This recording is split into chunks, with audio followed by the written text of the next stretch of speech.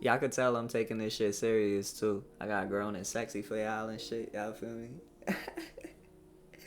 Nah, I got work in a couple hours.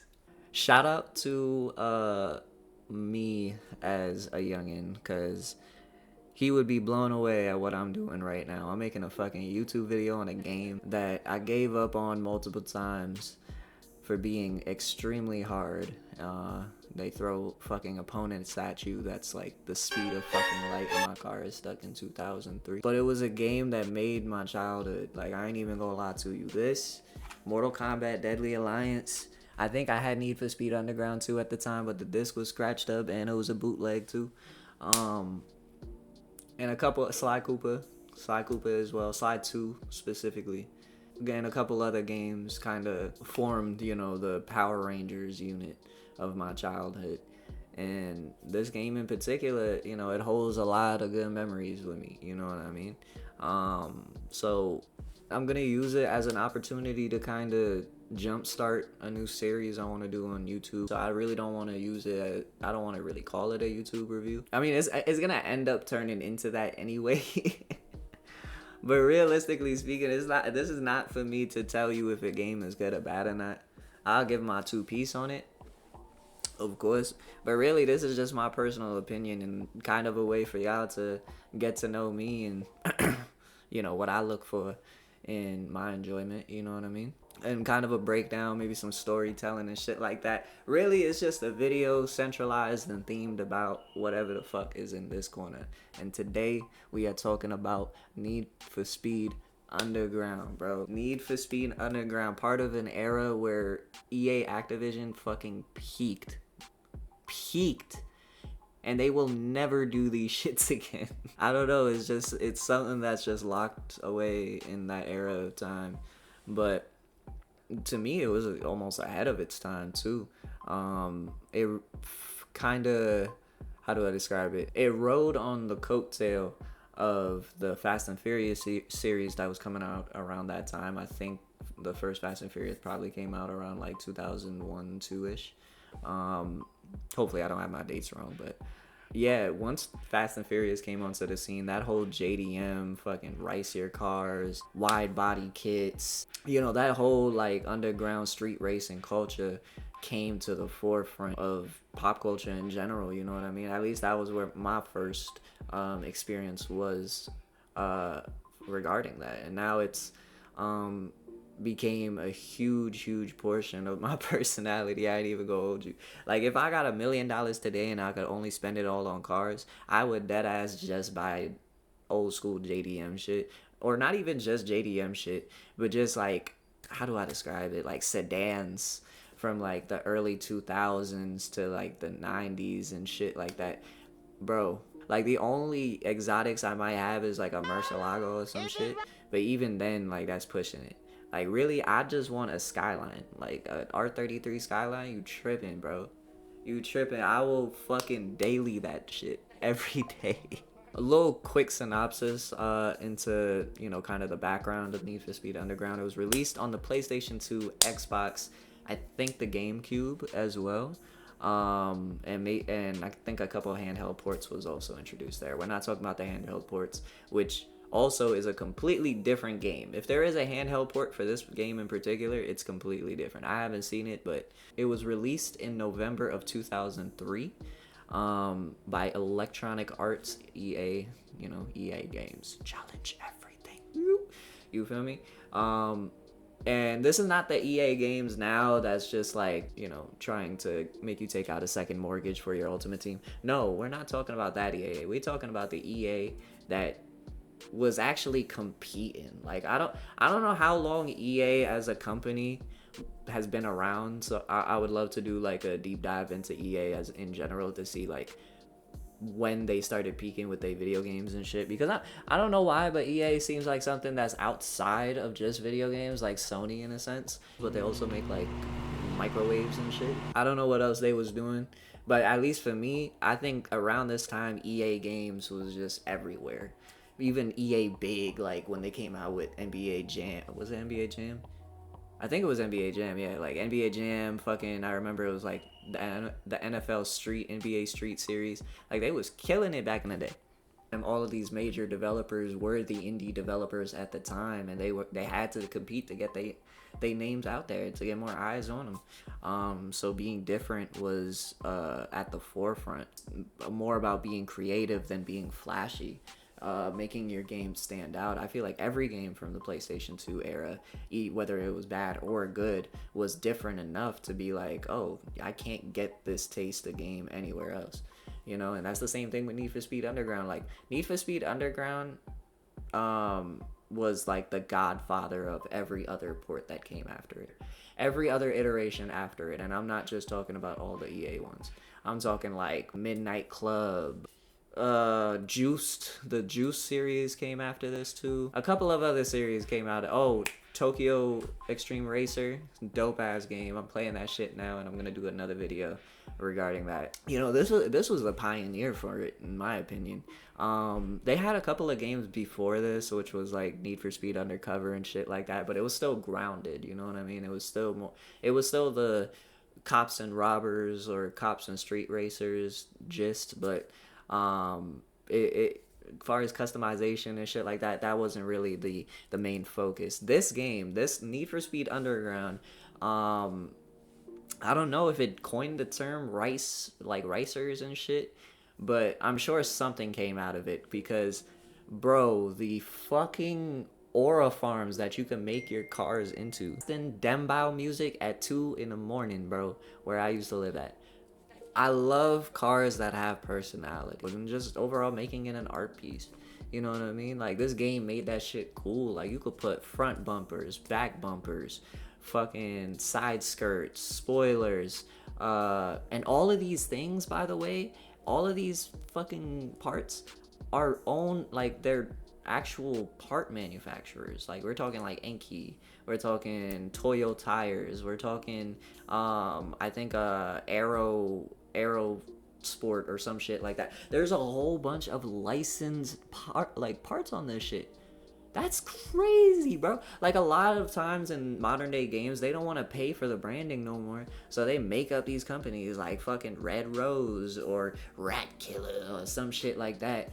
And, you know, what was that game where you had to roll for your parts? Weird concept, by the way.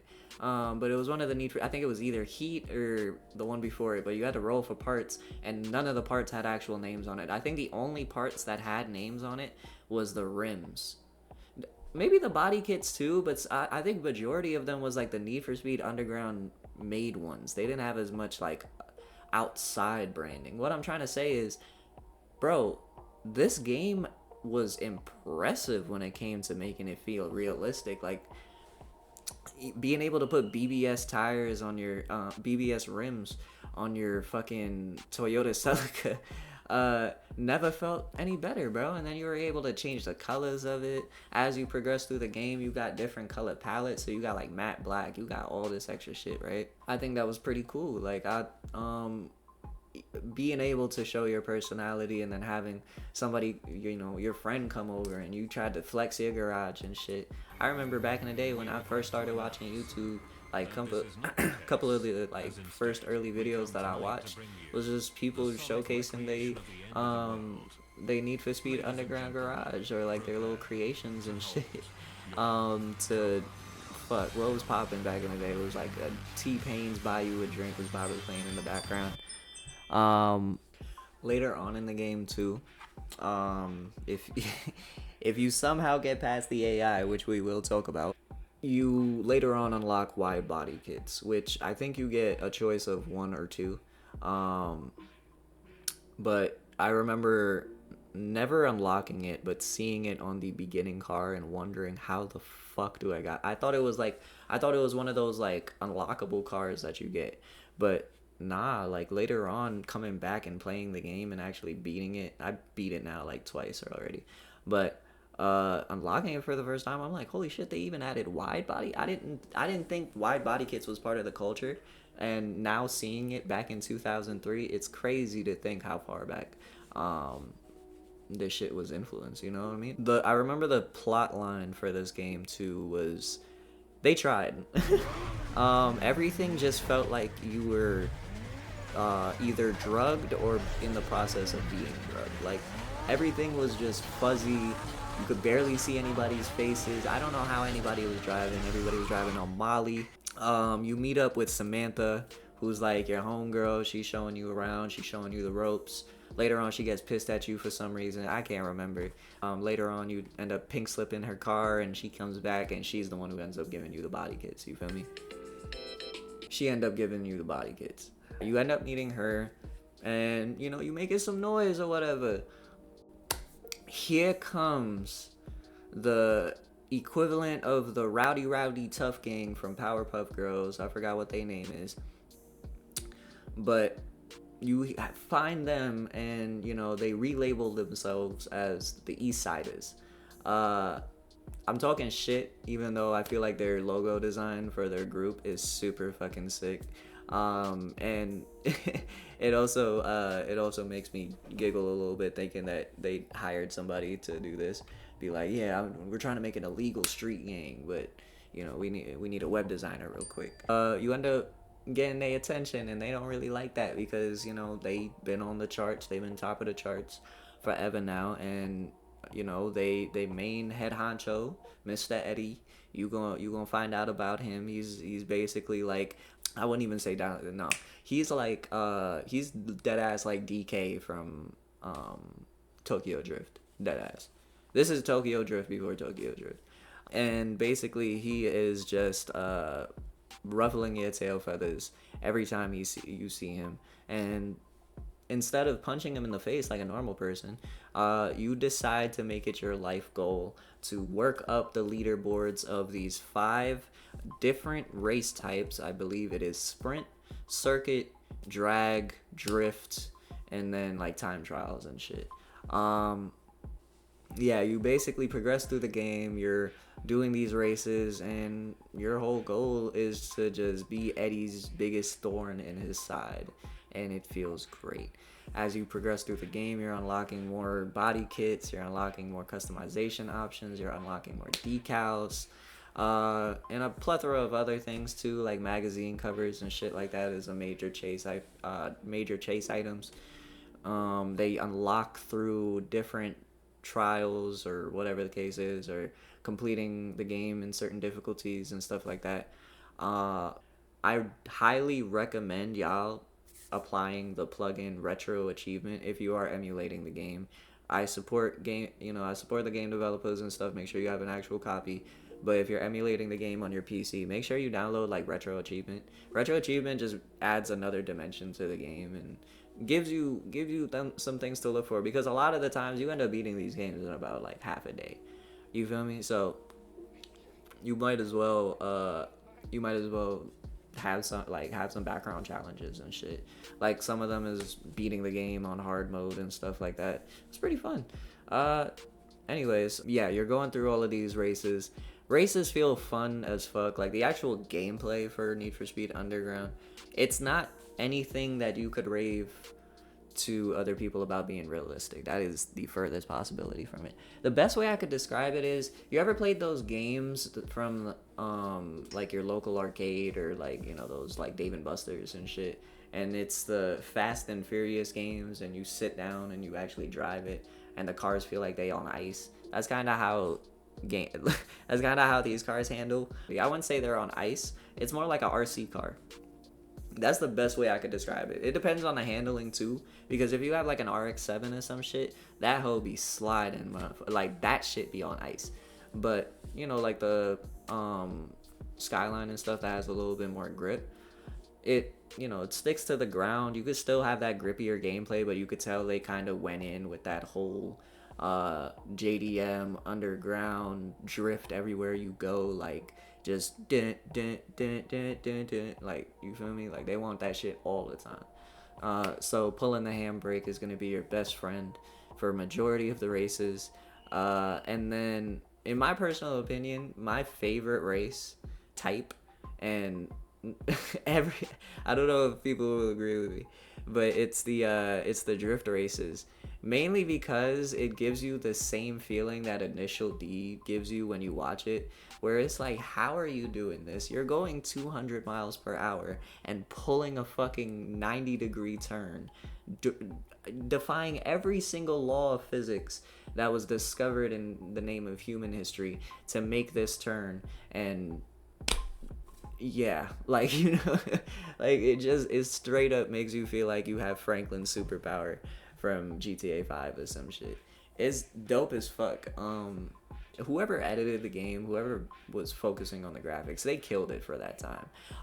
The backgrounds and stuff is a lot of like flat textures and shit. But it's, you know, if you look closely, you'll see a lot of Easter eggs, like actual advertisements from Burger King, Radio Shack.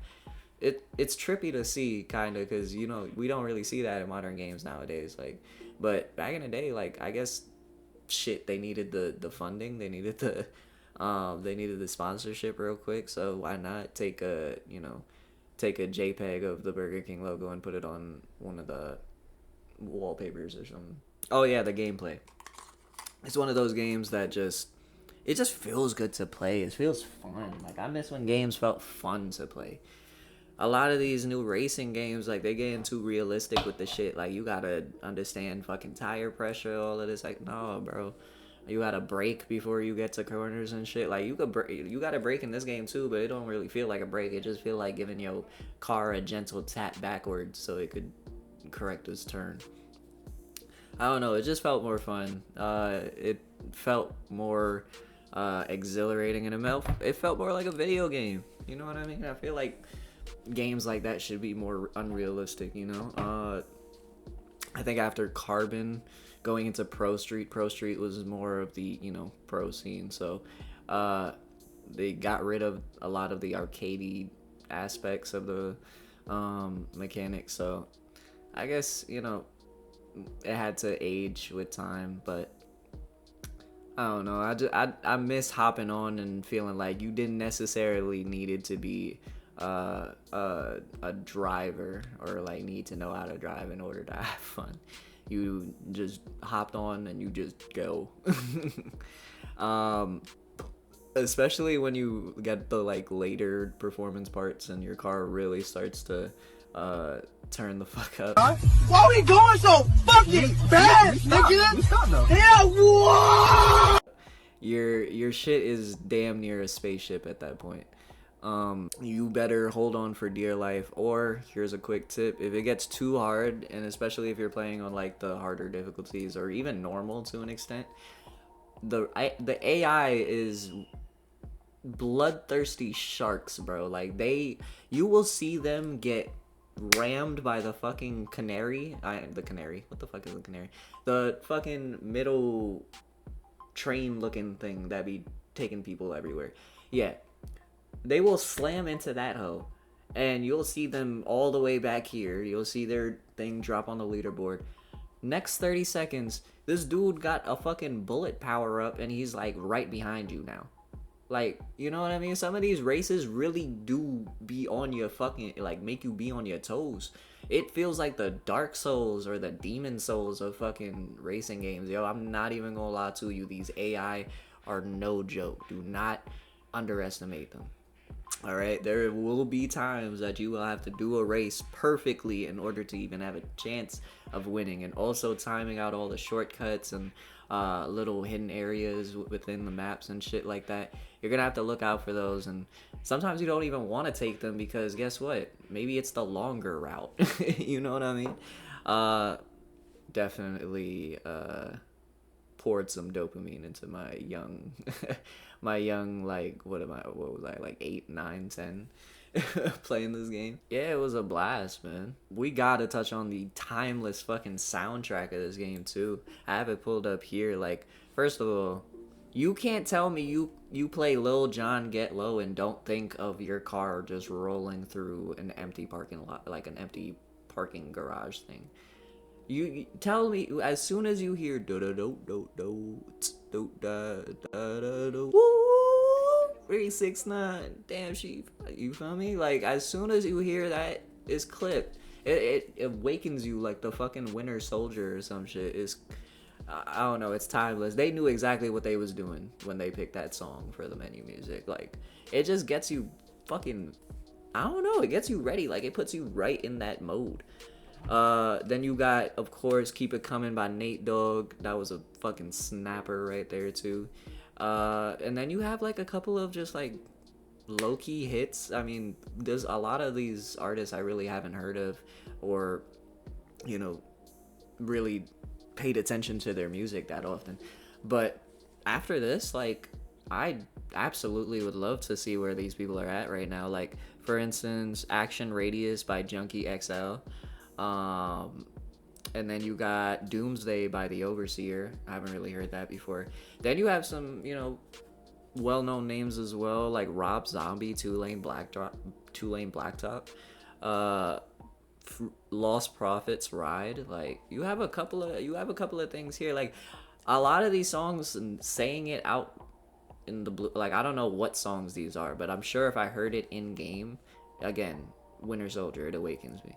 Like, I don't know, they just curated it very, very well, like with a mixture of lesser known artists with bigger names, but it wasn't flooded with bigger names. Again, they weren't working with a lot of resources, so they had to do what they had to do. I mean, I think the game still had like an $8 million budget, which, you know, it's pretty big, but you know, it's not enough to put the bag everywhere. So it's super dope that they still shelled out a decent amount of money for the music and getting some really, really good timeless pieces that, like, regardless of which race, which map you're on, like, it just sets the fucking mood every time. And it's hard to do that. Not every song, you know, creates an atmosphere for what Need for Speed Underground is projecting, but I think they really had a good time, and shout out to the whoever was the head of curating that, because you did a good job. All right, let's talk about the map for a little bit. So the map, if I had to describe it, it's like a conglomerate of a whole bunch of different areas, like New York, Chicago, probably London, I don't know, whole bunch of different areas. And they turned it into, I believe the name is Olympic City. And, you know, for what it's worth, the colors that they added, like, the texture wise, it isn't great. Like, you're gonna see a couple of sharp images and pretty dope texture designs here and there, but realistically, a lot of the background and stuff is flat images. But they just have a way of just creating that vibe. I don't know what it is. Like, even with the low polygon count, it still looks good. Maybe it's the visual blur or something that they add to it to make it just look like you really are going at these intense speeds. But looking at the background as you're driving that fast and seeing everything like bleed behind you, it just blends very, very well. You know, there's a specific area that kind of goes through like a Japanese courtyard type situation, you know what I mean, with like cherry blossom trees and stuff like that. And, you know, once you do it a couple of times, you kind of get the hang of that particular course, so you could really speed through the whole thing. And there's a shortcut too, where you only have to brake once and you don't have to cut your speed as often.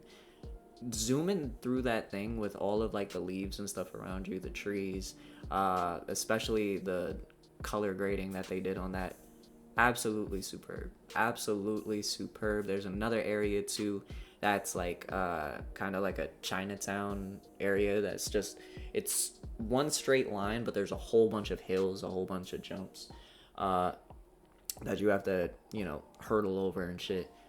Bro, get your car to a decent speed and just speed through that shit. I promise you, that is the, like, I would put a fucking Jersey Club beat slowed and reverbed over that and just loop it over and over again. Slowing down a little bit, if you could get past the blurry nature and like the PS2 the PS2 core art style, you know, it looks really well. I mean, the game did well. Like, that, bro, it came out crazy. Like, Metacritic at the time gave it an 85 out of 100 for the PS2. 85 out of 100, 83 out of 100 for just because of the Xbox, you know, fuck Xbox. Games ranking gave it 84.29. Like, it was pretty decent numbers, like really really decent numbers. For a couple of other places, like IGN gave it 9 out of 10. No, actually 8.9 out of 10, sorry. PC got a 9 out of 10. Again, a couple of other places, like, I think, the places that gave it a 7, there is minor issues that it has that I can understand. Like, for instance, we talked about the AI previously. As much as I love an AI that gives me a challenge, there's also times that it's just completely bullshit. It's completely bullshit. Like, this dude has Obito's Mangekyo Sharingan or some shit. Or I don't know what it is. Like, they really do be zooming. Like, sometimes take a look. Like, if you really don't give a fuck about the race, take a look sometimes at the AI once you have like a decent lead. You will see this motherfucker act like he has the star power up from Mario Kart and just barrel his way to you. And this dude probably has like the starting Celica or like the Toruno or whatever the fuck, and you have a Skyline R34. You know what I mean? Like, it's crazy the way that some of these cars or some of these AI are just out of their fucking mind. The game in it itself, it's very repeatable. Not repeatable, repetitive. That's the word I was calling. It is repetitive. You're going to see the whole map by the time you get to like race 20 or 30 or 50 maybe. You'll see the whole map. Like, you'll see all of the maps that you're gonna do, both reverse and that's the way that they really fluff it up too. Is some of the maps are just reverses of the original map, so you're just going backwards on it. But they also created like individual maps for drift as well. Same thing with drag. Well, drag takes place in the same place and just one straight, I guess. They were creative enough to at least try something. I wish we could have gotten more singular maps or more unique maps, but to each its own, It was 2003. Another thing is, man, how do I describe it? So, collision, right? Collision in this game, it worked, kinda. Like, it worked.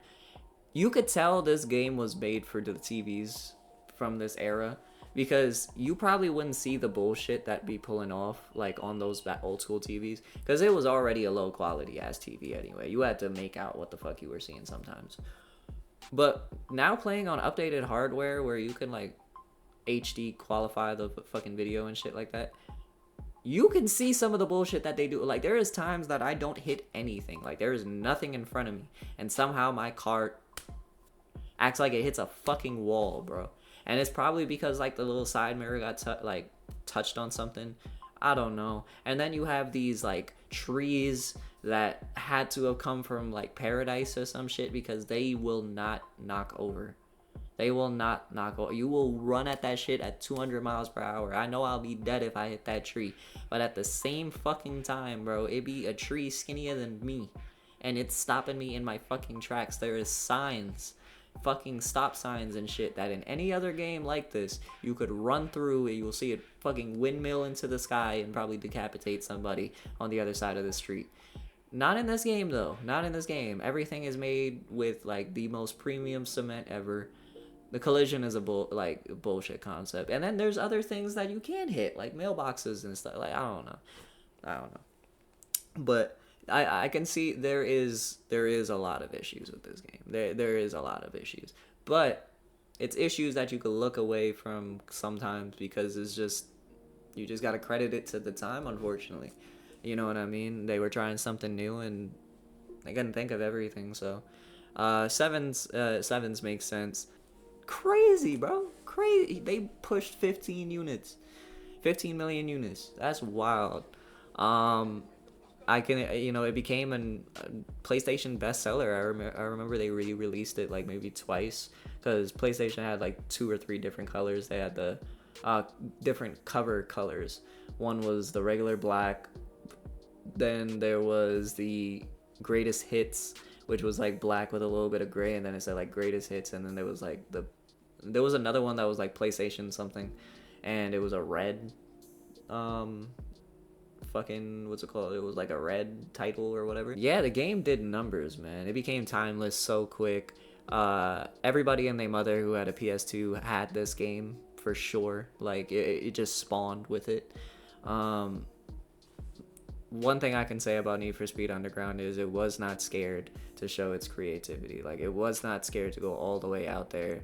And even if things didn't work the way that it was supposed to at times, they never tried to be satisfied with the minimum. Like, you see that they try to chalk in so much content into this game as much as they could, and, you know, create a timeless atmosphere for the JDM, you know, scene, and bring a lot more eyes on it.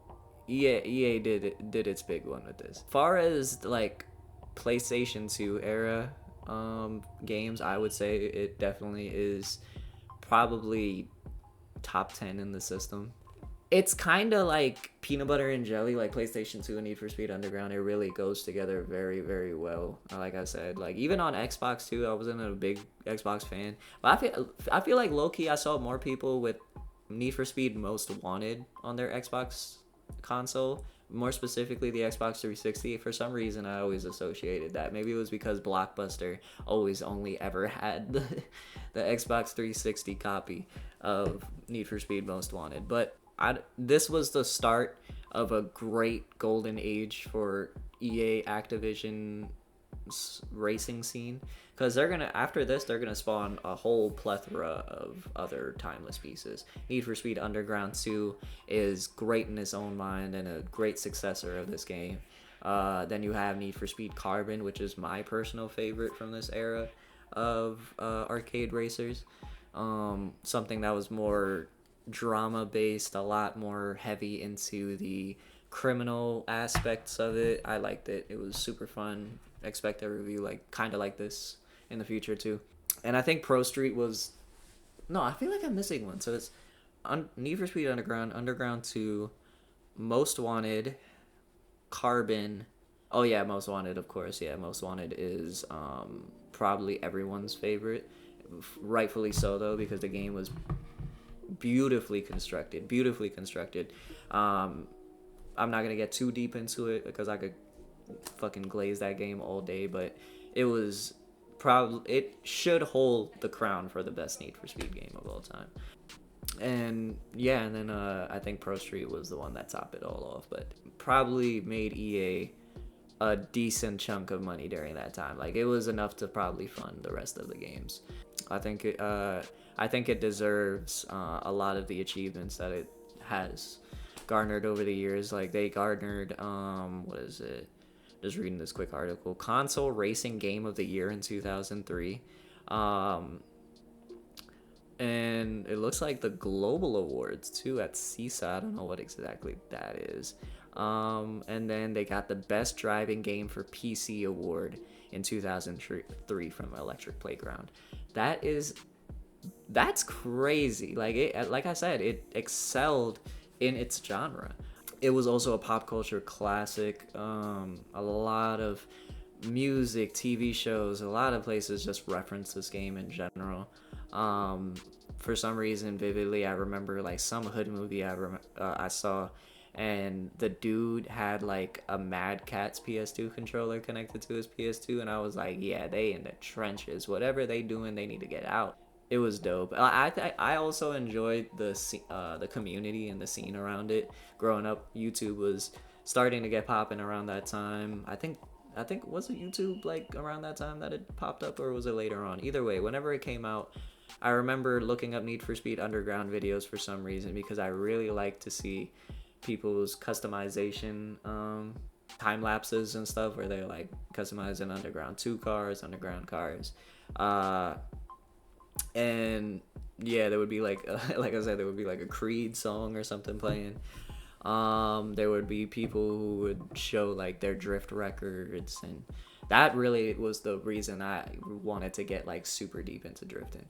My cousin Avinash from Trinidad, we used to take turns playing Need for Speed Carbon's drift mode, and it was the canyon races or whatever.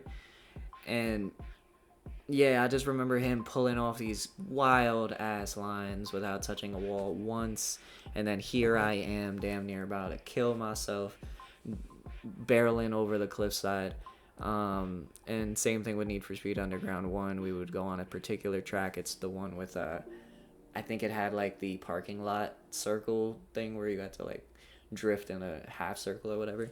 We would go on that and just run it for like an hour or 2 hours, and he just completely smoked me. And he would say shit like, "Oh, you're scared of your car, huh?" Like, what type of master Oogway ass sayings are you trying to tell me right now?